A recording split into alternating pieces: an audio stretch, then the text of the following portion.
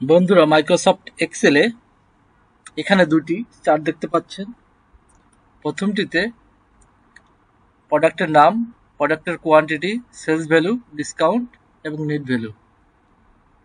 আমরা প্রথমটিতে এই net value বের করব।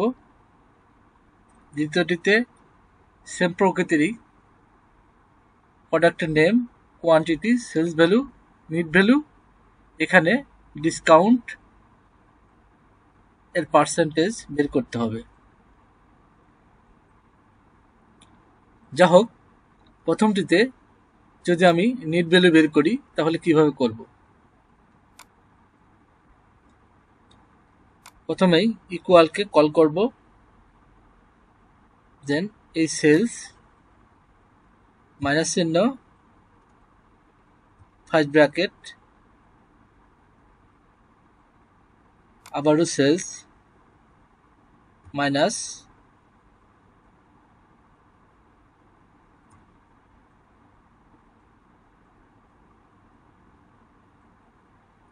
মাল্টিপ্লিকেশন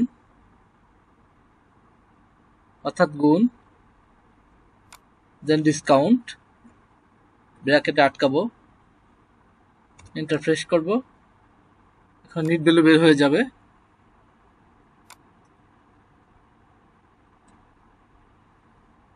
দেখুন, প্রত্যেকটি নেট ভ্যালু বের হয়ে গেল।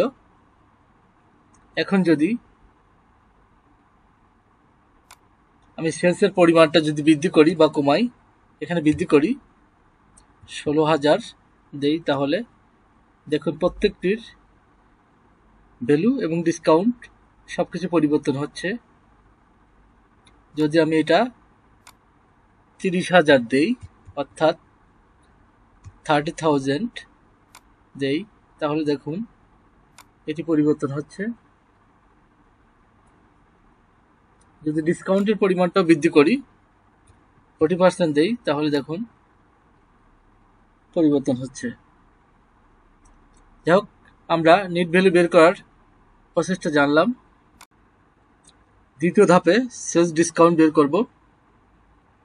অর্থাৎ সেলস ভ্যালু যদি 10,000 হয় এবং নেট ভ্যালু 8,000 হয়, তাহলে সেলস ডিসকাউন্ট কত হবে, অর্থাৎ ডিসকাউন্টের পার্সেন্টেজ কত হবে।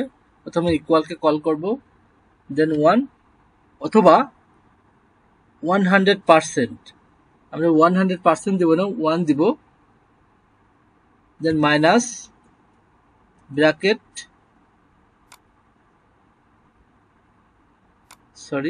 Net value divided sales value. এখন ব্র্যাকেটে আটকাবো, ইন্টারপ্রেস করব, ডিসকাউন্ট বের হয়ে যাবে। প্রত্যেকটি ডিসকাউন্ট বের করতে এখানে স্ক্রল করে নিচের দিকে টেনে দেবেন। দেখুন সেলসের ডিসকাউন্ট বের হয়ে আসলো। এখন যদি আপনি এখানে নেট ভ্যালু পরিবর্তন করেন, অর্থাৎ আমি এখানে যদি 3,000 দেই, তাহলে দেখুন এখানে পার্সেন্টেজ পরিমাণটাও কম বেশি হতে থাকবে। যা হোক, ভিডিওটি ভালো লাগলে অবশ্যই লাইক, কমেন্ট, শেয়ার এবং সাবস্ক্রাইব করবেন। Thank you.